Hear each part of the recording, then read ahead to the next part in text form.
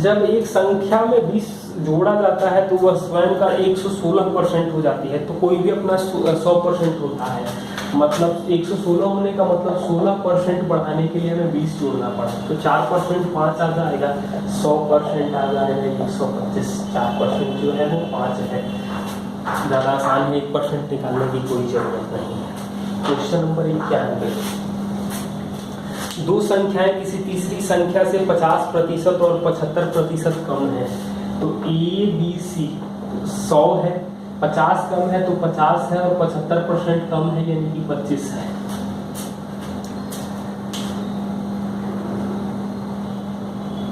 दूसरी संख्या में कितना प्रतिशत बढ़ाया जाए कि पहली संख्या के बराबर हो जाए।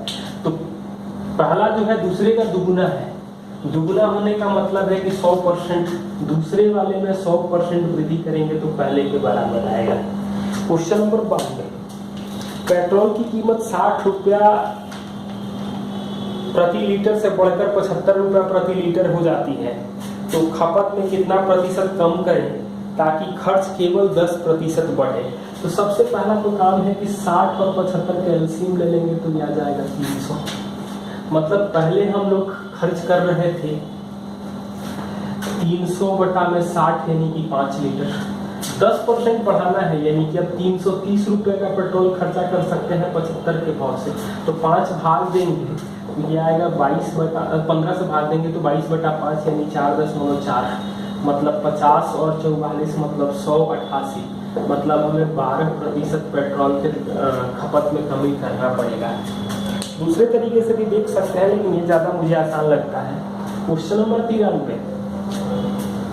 एक ट्रेन को 900 किलोमीटर की दूरी 25 घंटे में तय करनी है, तो उसकी औसत गति मीटर पर सेकंड। तो 900 किलोमीटर 25 घंटे, मीटर पर सेकंड में बदलने के लिए किलोमीटर तो 5/18 से गुणा करते हैं। तो 25 से भाग देंगे मतलब 4, 100 के लिए 9 गुणे 4 36, 18 से कटेगा 2 बार में यानी कि 10 मीटर पर सेकंड। Question number 94।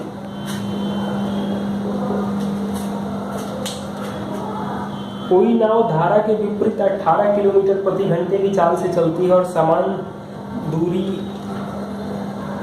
30 किलोमीटर प्रति घंटा की चाल से वापस आती है, तो औसत गति क्या होगी। तो औसत गति का फॉर्मूला होता है 2 गुणे 30 गुणे 18 और 30 18 48। 2 से कटेगा 24, 6 से कटेगा 4 और 3, 2 से कटेगा 15 यानी 45/2 22.5 किलोमीटर पर आवर।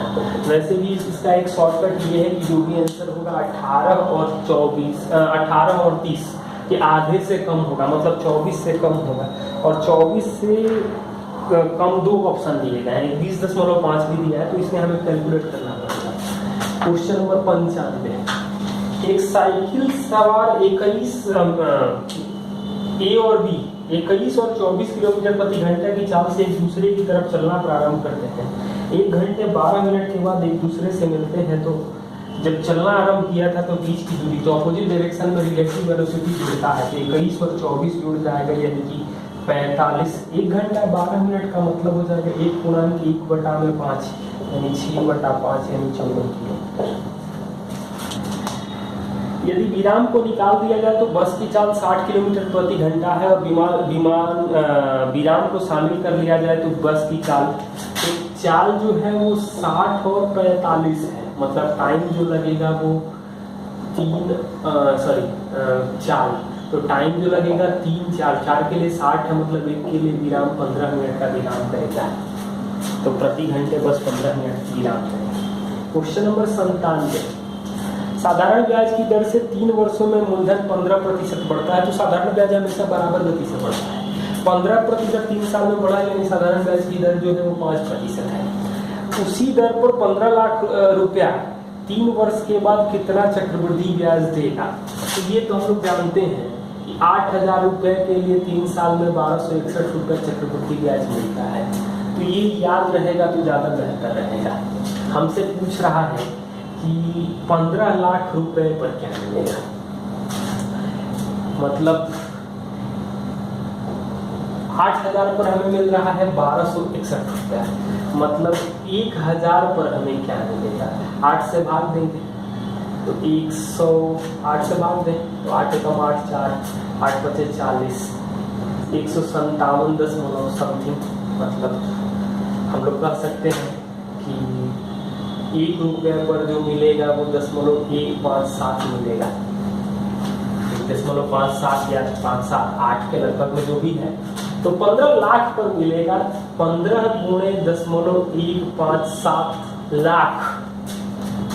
अब यहाँ गुणा करें और ऑप्शन का ध्यान रखें तो साफ साफ दिख रहा है, ऑप्शन दिया गया है 7.81, 2.87, 2.36 और 3.38 लाख। सारे ऑप्शन लाख में दिए गए हैं। तो 15 गुणे 15 करते हैं तो 225 और 16 करते हैं तो 240, मतलब 2,25,000 से ज्यादा और 2,40,000 से कम एक ही ऑप्शन दिख रहा है।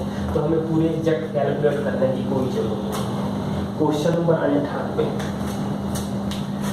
यदि किसी मूलधन पर दूसरे वर्ष और तीसरे वर्ष मिलने वाला मिश्रधन चक्रवृद्धि ब्याज से 96,000 और 9600 और 10,200 है तो ब्याज की दर क्या है?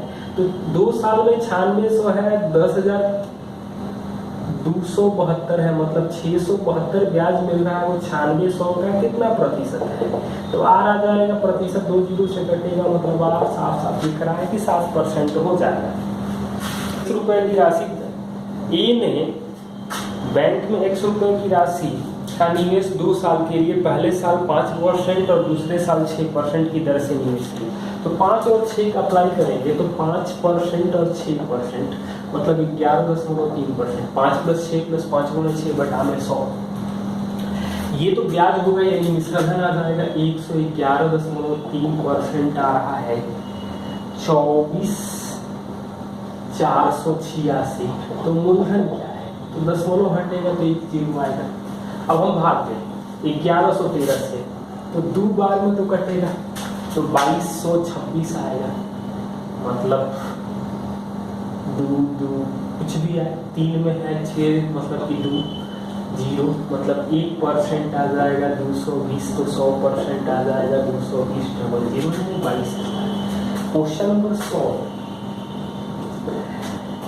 यदि 10,000 रुपए पर 40% वार्षिक दर से 1 साल का तिमाही और वार्षिक, तो वार्षिक होगा तब तो सीधा 40%, लेकिन तिमाही होगा तो दर जो होगा वो 10%, 10%, 10%, 10% 4 बार देगा। 10 दो बार करेंगे तो आएगा हमें 21%, 10 2% करेंगे तो आएगा 21, 21 करेंगे तो 46.41%। मैं करते हुए 21 + 21 + 21 21 बटा 100 46.41। दोनों का अंतर जो आ रहा है 6.41%, कितने का? तो 10,000। तो परसेंटेज 2 जीरो कटेगा, 0.20 कटेगा, यानी दोनों ब्याज का अंतर जो आएगा वो 641।